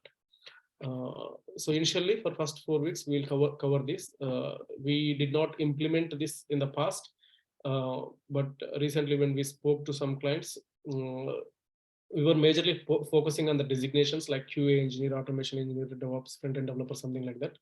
But some clients asked us to include few things where people are familiar with the general practices in IT company or software industry, so that they can hire them for entry-level positions as well. Based on that, we recently created this curriculum. So it has not started for our even existing trainers. It will start from Feb, after Feb 15th, somewhere around that. So maybe if you join, you will go to this curriculum. We will start with this curriculum along with the existing trainees. Uh, so this is the curriculum, basic curriculum, where we will give a basic overview that helps you to exactly understand what exactly these people do in a software company, what exactly is that comes out of a software company, and etc etc. So this is the basic curriculum. Nothing is there are no practicals involved in it, though you get some small assignments during the first 4 to 6 weeks. There are very less practicals involved in it. The idea of this basics is mainly to make you understand what exactly happens in a software company, and what are all the different roles and designations available, and what they do, and what is best for you, so that you can pick one designation. So after that, you will have a chance to pick one career path. But as I said, right now we are only actively training on software testing manual, software testing automation, and DevOps. So you will have only those three options. If you want to learn front end, right now it is not possible. At least for next 2 months, it is not possible. So, but you can still pick front end or back end, but you will have to wait until we start that training path. Maybe minimum 2 months, I would say you will have to wait after finishing at least this curriculum. But when it comes to our curriculum on software testing, this is the curriculum. So we start with software testing fundamentals, and we cover agile methodology, and then we'll cover API testing with Postman, and we'll cover database testing with SQL. We only cover relational databases. We don't cover non-relational database, that is no SQL database and all, as far as software testing is concerned. And then we'll also learn some tools like TestLink, TestTrailer, Bugzilla, ManTestBT, Jira Confluence. So this is the curriculum for software testing. So once you finish this curriculum, you should be able to start applying for the jobs. And parallelly, you can also start learning automation testing. We don't recommend people to start learning automation testing directly. We don't take admissions into test automation uh, training directly. But if you are someone who worked in the past as a QA engineer, you have some experience for 1 year, 2 years, then we will take you into automation testing. But you will still have to be part of this training, and because a lot of test engineers don't know how to do API testing and have no idea about SQL and database testing, something like that. So you will have to go through this, because when you learn automation, you learn not only end-to-end automation testing. A lot of people have misconception that automation testing means Selenium. No, it's not true. So automation testing in Sweden, it is very popular that people are doing API automation testing, which is backend automation testing, which is more powerful than the end-to-end testing that you do with Selenium. So that's why we don't take directly into automation testing. We want to make sure that people have good understanding, because what is automation testing? Automation testing is nothing but you're automating the testing processes. So you should be a good tester first to be a good automation tester. If you don't know the testing fundamentals, if you don't understand how to test API, if you don't understand how to connect with database, because in automation testing, you have to pick some test data from database, or you have to use some JDBC uh, skills to interact with database and all. So if you don't know what exactly is database, if you don't know how to write a test case, if you don't know what is actually test step, etc., etc., you can't just simply start learning automation. A lot of people are doing that, which is not really helpful. Once you join in a company and start working as an automation engineer, you will face a lot of challenges. You will have a lot of gaps to fill, which is not good. So that's why we expect people to be proficient with these concepts, and then we will teach. Even for our students, we'll only add them into test automation if we think that they have enough time to go through this curriculum and then also still learn automation. But there is an exception. If you already worked in the past somewhere for 1 to 2 years as a QA engineer, then you can start directly with automation training. So next Friday we have a session getting started with automation. So if you are not, if you are interested, you can go to our LinkedIn page and register for that event. You just click on the link provided in that LinkedIn event and register. So you can also just listen in. I mean, you don't have to know anything to attend that session. Just like this session, you can just attend and just listen in and understand how you can start learning automation and what are the prerequisites. And we have a DevOps draft curriculum. So we are working with our mentors to finalize it, but I can quickly share. So we have mainly divided it into introduction to DevOps and version control system and infrastructure as code. This anyways will be covered as part of our basics. So if you are interested, you can learn. If you are interested in DevOps, then you will have the advantage of learning this already. And we'll do some practicals with Ansible and Terraform. And we have to pick one cloud to become good with DevOps. In Sweden, Azure and AWS are more popular compared to Google Cloud. We'll cover these two actually. We'll cover Azure and AWS both in cloud part. But we'll have a detailed separate curriculum which will be updated very soon. And we'll have to learn containerization and orchestration. Docker and Kubernetes are the best in the market right now. So we'll learn Docker and Kubernetes. And we'll also learn continuous integration and continuous deployment. There are a lot of tools like Jenkins, Travis CI, Circle CI. GitHub also released GitHub Action recently, which a lot of companies are moving to keep everything in one place. So we'll learn Jenkins, we'll also learn GitHub Actions. We'll update the curriculum with both, but both do the same job, but the market leaders. So as AWS and Azure are market leaders in cloud in Sweden, uh, Jenkins and GitHub Actions are the market leaders in cloud. Jenkins is widely used. Learning Jenkins itself is more than enough, because you will do with any other tool the same thing. The tool changes, but the concept is similar. And even monitoring and logging, Prometheus and Grafana and ELK are the popular tools. So we'll learn those as well as part of the DevOps. And we'll learn some concepts about security and advanced topics about Kubernetes and service meshes. And more importantly, we'll do hands-on practicals, and then we'll also stay up to date with latest developments and following some blogs, newsletters, and some YouTube channels, and some good online courses out there available for free, which help us to get some certifications and all. We'll also do that at the end of the course. So as I said, this is not the exhaustive list. We are still working on it to create a detailed curriculum like this. We stick to the curriculum always. We work a lot on creating the curriculum, and we stick to it. We don't deviate from the curriculum as far as our training and mentoring sessions are concerned.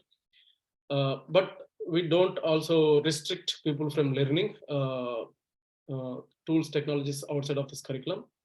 We encourage, we also clarify any doubts that they have in the other tools and technologies. But we designed this curriculum completely based on the job market in Sweden, which is more than enough to find a job.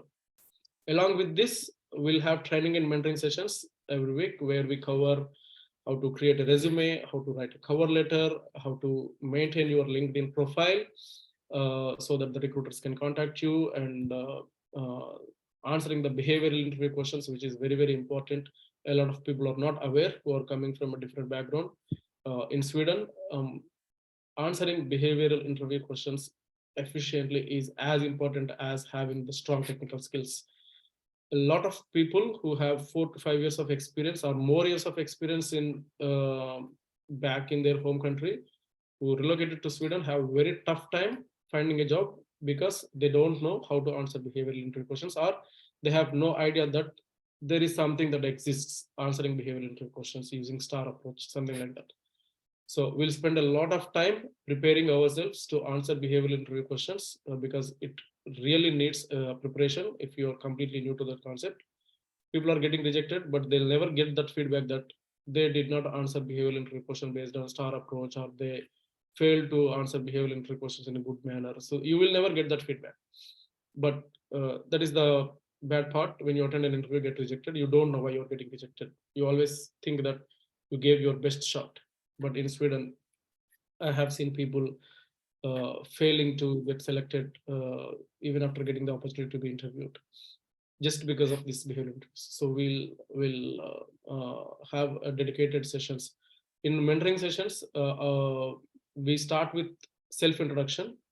Starting from self introduction, how you introduce yourself as a problem solver, and how you present your technical skills, what problems you solve for the company using your technical skills. So we start from self introduction to resume, cover letter, LinkedIn profiling, and then we spend a lot of time on behavioral interview questions. And then we'll do a lot of mock interviews, and we also do a lot of assignments that previous students got. And we also share the knowledge that a lot of people, you will be part of a group where people are doing the same thing, like finding the job, and you'll share the knowledge of their interview experiences, etc., etc. And we'll also have sessions based on the others interview experiences, how could have the answer could have been improved, or if they gave some best answer. So we'll also discuss on that we also confirm that okay, this is the good answer, so best answer. We'll have a dedicated mentoring sessions along with this curriculum whatever I have shared. So that's it. That's what we do at Academy. And so to join, if you are someone who already applied through the Join Academy, you will be contacted by our HR after this session. You will receive a mail. So there will be one-on-one meeting where you can ask any other questions, or we will also check whether you have good communication skills in English, you are available full time, you have valid visa to work, etc. So these are the main three things that we check. Then a little bit about your motivation and etc. If we think you can be good fit for this training and mentoring program, we will take.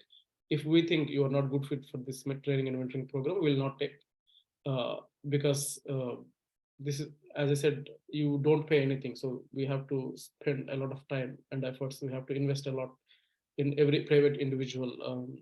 So if it's not going to work for them, so we'll not take them, because anyways, if it is not working, then you will leave after 18 months, and then there is no win-win. You will not get the job, will not get anything from the clients or anything. So there is no win. It's a lose-lose. So we don't take anyone in if we think it is not suitable. This training and mentoring program is not suitable for them.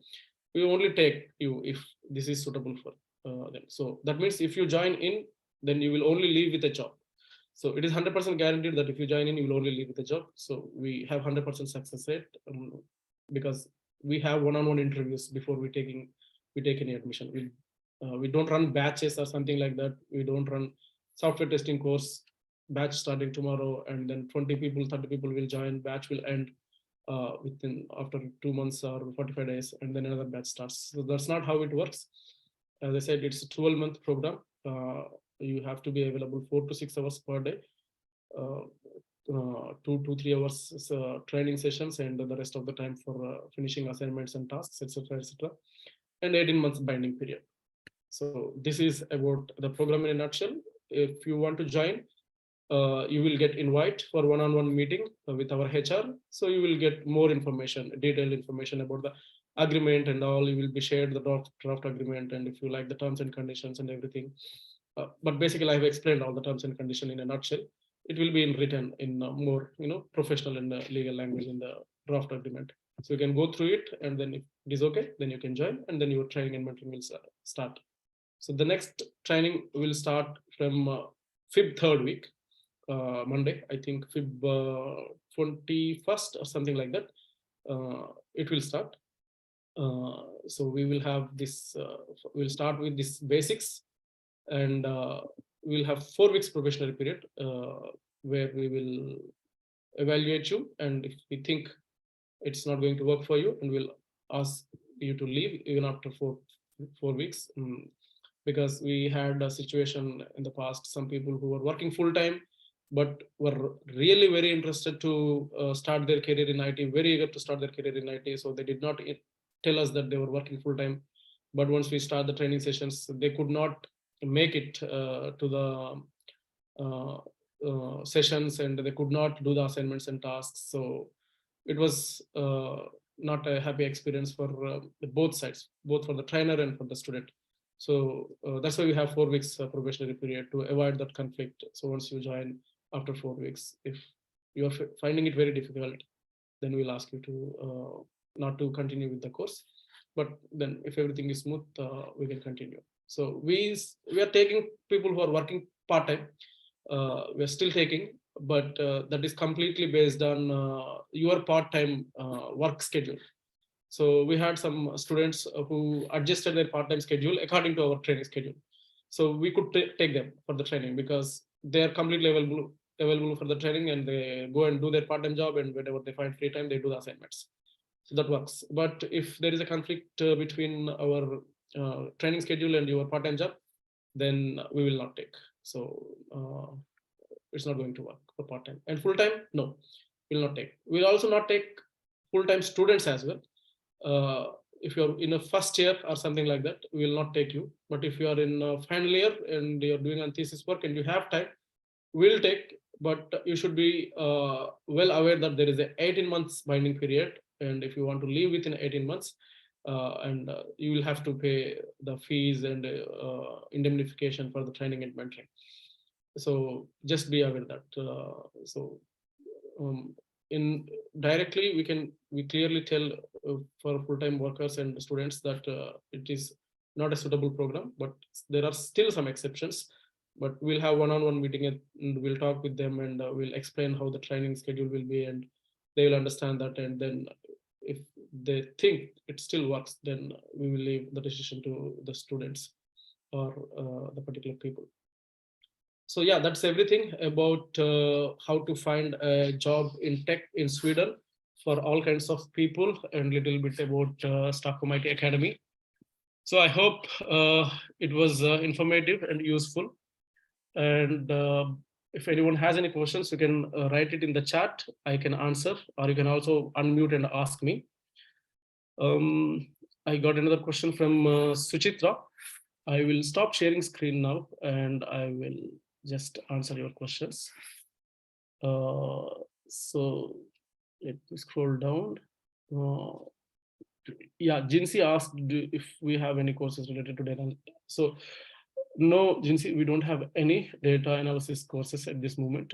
We are planning to launch data engineering course in future, but I cannot guarantee when it will start. I don't think it will start, at least in Q2 also. Maybe after summer we will start, but I'm not really sure. But at this moment, no. Suchitra is asking, I have done a short-term course from Lund University in programming. I would like to know if I want to apply for testing automation jobs. Is it necessary to do some course in testing before applying, or can I learn from work if I get a job? You can definitely apply for entry-level positions for any role, not just for test automation, because you have already done a course from Lund University in programming. So what you can do, you can start applying for all the entry-level positions, front-end development, back-end development, software testing, DevOps engineering, automation testing, it doesn't matter. But it is very tricky to find entry-level positions also. So just keep it in mind. And parallelly, I would recommend you to start learning one skill. So as I explained it in the document, as it mentioned, you have to pick one designation. For example, Jinsi already picked one designation, data analysis. So the chances of getting succeeded becomes much higher, and the path and the vision will be much clearer when you fix one designation or one career path. So Jinsi decided on data analysis. So you should also decide one first. You decide one, let's say front-end development, back-end development, software testing, automation testing. You decide one, and then start working towards it. Learn all the prerequisites, learn everything that is needed to become that person in the designation. Let's say if you want to become a back-end developer, let's say you should start with any one programming language. So if you already know Java, you can start with Java, and then you can improvise your programming skills in Java, and then learn Spring Boot, which is a backend framework.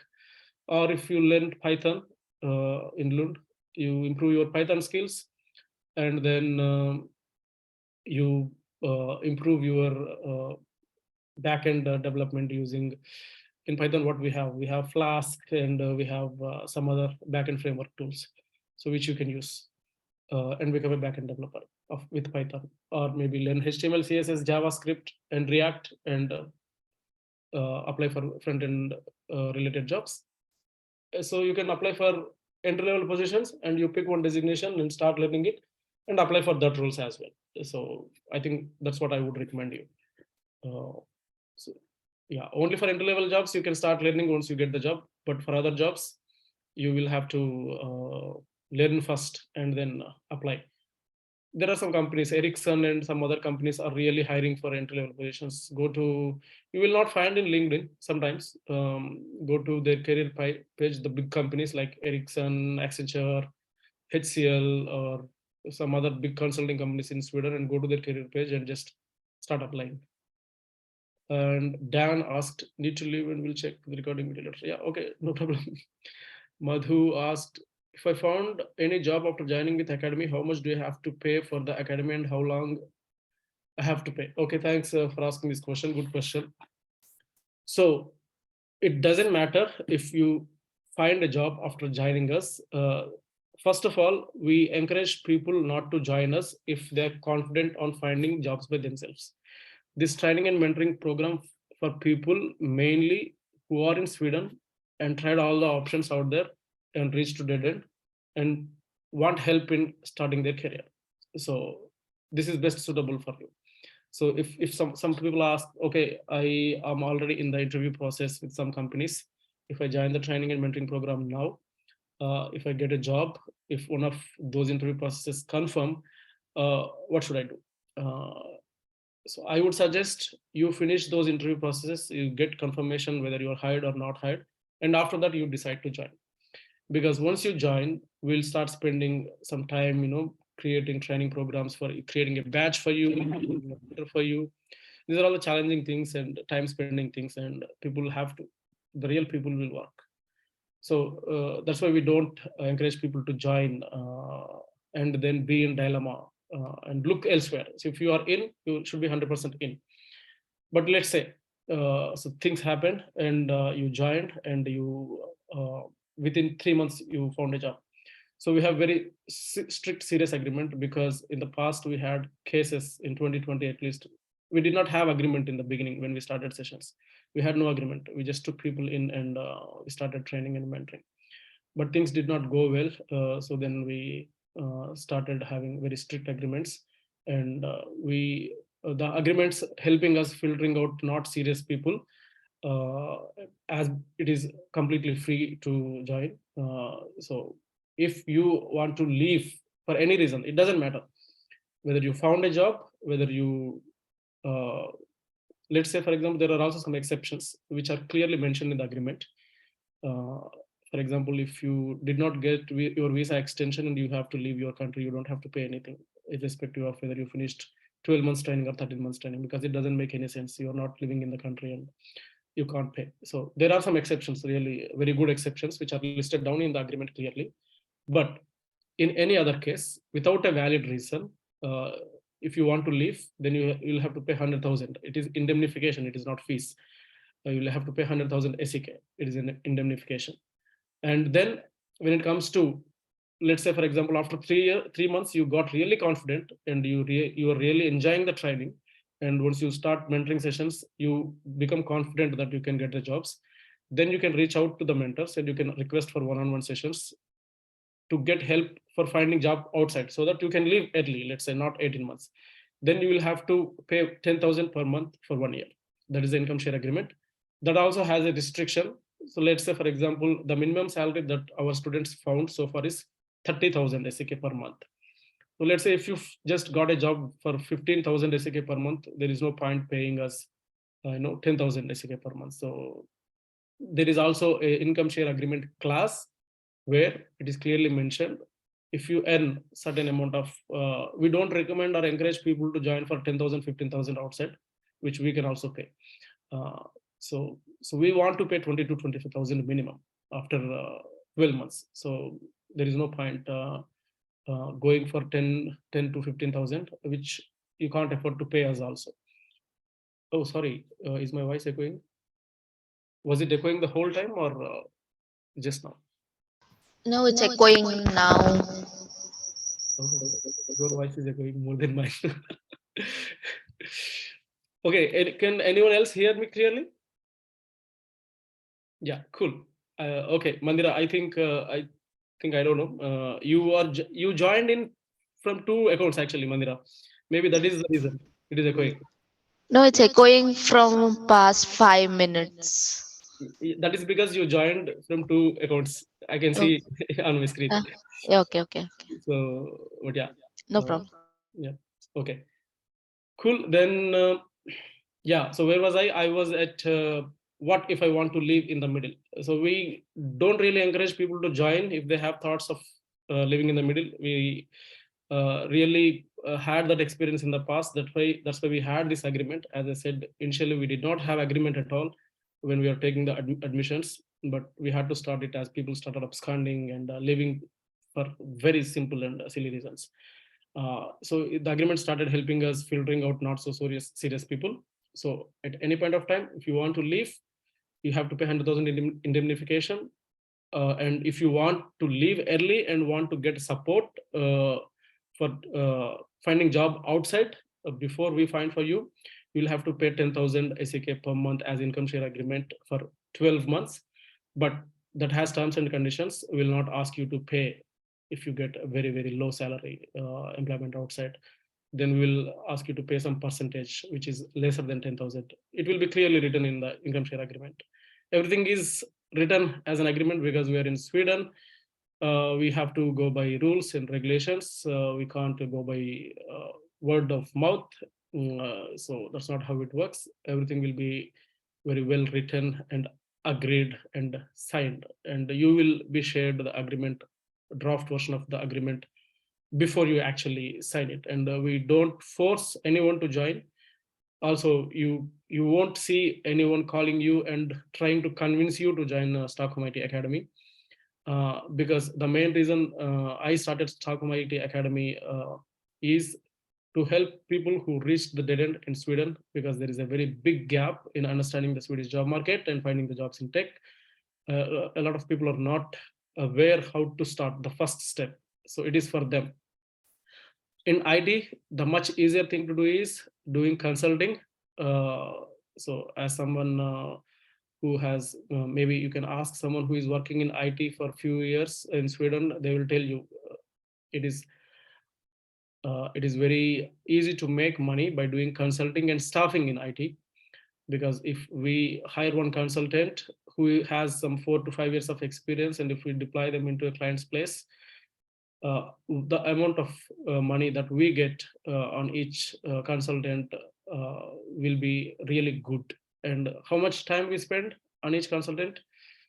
Nothing compared to this training and mentoring. So imagine training and mentoring an individual to make them working professional and spending time for 12 months on an average 2 to 3 hours per day, and expecting some money from them. It doesn't matter whether it's 100,000 or something. And imagine spending very less time, maybe let's say 10 hours on one consultant who has already experience, and getting same amount of money as long as that consultant works. Let's say I don't want to say the numbers, but it will be much more than what an individual student can pay for his entire training and mentoring. But the consultant pays more than that, or thrice than that in just 1 year. And it is recurring, it is continuous. So I mean, you can ask anyone who is working in IT as a consultant, so they would say that consulting and staffing is lucrative when it comes to business in IT. Not training and mentoring and spending a lot of time training and mentoring a private individual and making them working professionals and letting them go to work in another company. So it is not, it is time consuming. It requires a lot of planning. Finding trainers and mentors is very, very challenging. I was teaching and training by myself and everything, but right now I'm not finding much time to take all the sessions by myself. So there are a lot of challenges involved, but still we are doing, because as I said, I have a lot of passion towards training and mentoring and helping individuals succeed in reaching their goals. And getting a job in Sweden is hitting a jackpot. And it is very nice to see someone succeed and starting their professional life. And we taking part in their success is something very satisfactory. You will quickly understand once you start working as in IT, you will quickly understand that no one would do it for money. I mean, at least as far as training and mentoring is concerned, you will quickly understand that no one would do it for money. And it requires a certain amount of passion and compassion. So then only you can do it. Because once you start working, you will find it very hard to help someone land a job or train and mentor someone land a job. So if you do that, you will appreciate more this program. So yeah, that's what about that. And this is how course goes on: 6 months training plus 6 months internship plus 6 months mentorship. Sorry, actually in our website, if you found this information from our website, we removed the internships. Actually, I will update the information on the website as well. So I'm answering Madhu. Madhu asked whether the course goes on 6 months training, 6 months mentorship, and 6 months mentorship, finding job. But no, I will recap. So it is 12 months training. I will update the information on the website as well. 12 months technical training, you don't need internship, because as soon as you join the training and training program, you will be considered as the employee of the Stockholm IT Academy. So let's say if you join the DevOps course, can update. For example, if you see some other institutions also, you will be considered as the DevOps engineer at Stockholm IT Academy. So why do you internship? You do internship to get some local experience and use it in your profile so that your portfolio is updated. But from the day one you start Stockholm IT Academy, you are considered as an employee, and you can also update your LinkedIn profile. But we'll not immediately ask people to do it. We will ask people during the training and mentoring sessions, when we reach to point where we update the LinkedIn profile, because by that time you will also have some good technical skills, so that if the recruiters start contacting you, then you have something to talk to them in a technical manner, not just as a private individual who is just learning. So there is no internship at all, because you are considered as an employee from day one when you join. So you will get the same benefit that you get with internships, like uh, adding some local experience to your profile. And anyways, we will do after, we'll not wait for 6 months to do some practicals and some projects. We'll do as soon as the curriculum is reached a particular level, and we'll start doing some projects and all. So you will have that practical knowledge and experience as well. And then does the academy pay us 20 to 25,000 after completing 1 year, as you said? Yes, we pay 20 to 25,000 after 12 months, provided we find an opportunity for you in the client network. So we'll start sharing your profile in our consulting platforms like Verema and CNode and some other platforms we have. We'll create your profile there where we registered from our company, and then we'll start sharing your profile for the opportunity. And we'll also share your profile in our client network, not in the just platforms, in our client network. So you have to clear the interview with the client, of course, for which you will get the training and mentoring from us. And client has to like your profile, and then they have to select you for the job. Then only we will start paying, not just immediately after 12 months we'll start paying you. First we need to find. So for that we will take that 6 months. That 6 months is to find the job for you in the client network and in our consulting platforms. Once we find job, then you will get 20 to 25,000 based on how much the client pays, which you will get to know. So it's transparent. So you will know how much client is paying and how much share we are taking from it and how much you are getting paid.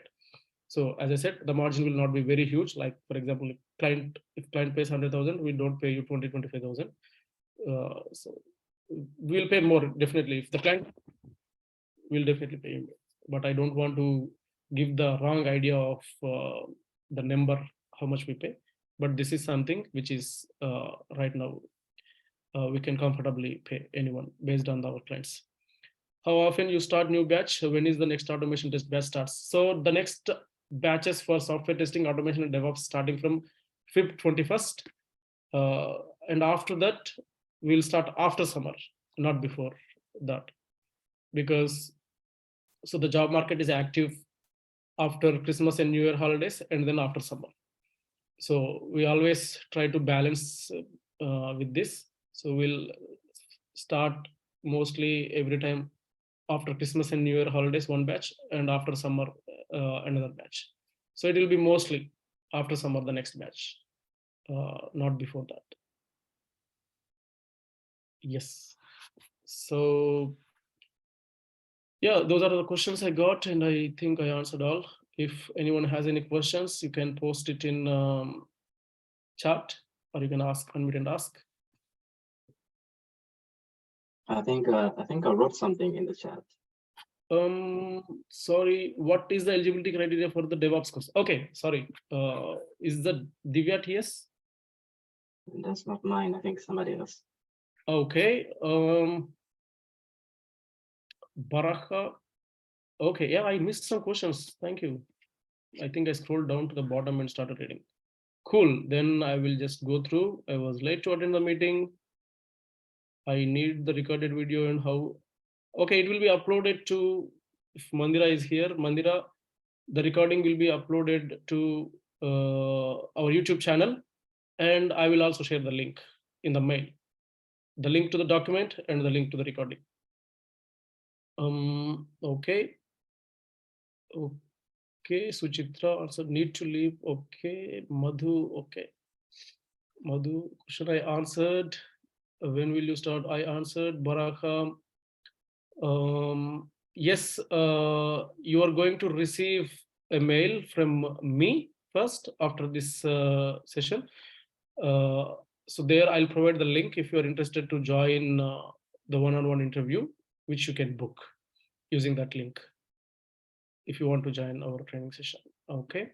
And so Divya asked, what is the eligibility for DevOps course?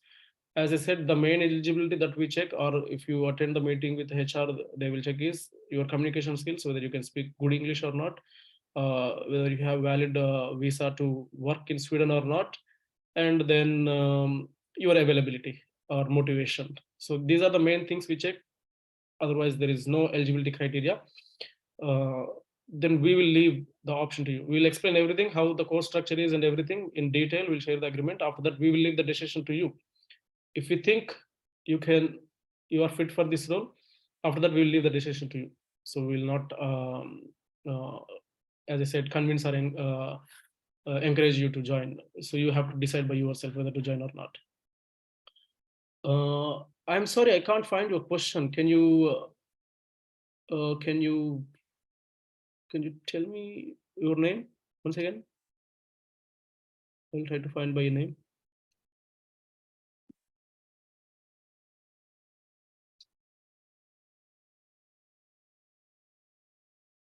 Hello. Gauri Shankar, is that you who asked?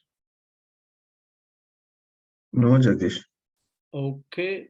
Nitin? Okay, Nitin. Yeah. Yeah, sure, Nitin. No problem. Okay.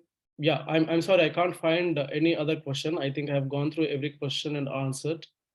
Maybe if I missed your question, you can still post it.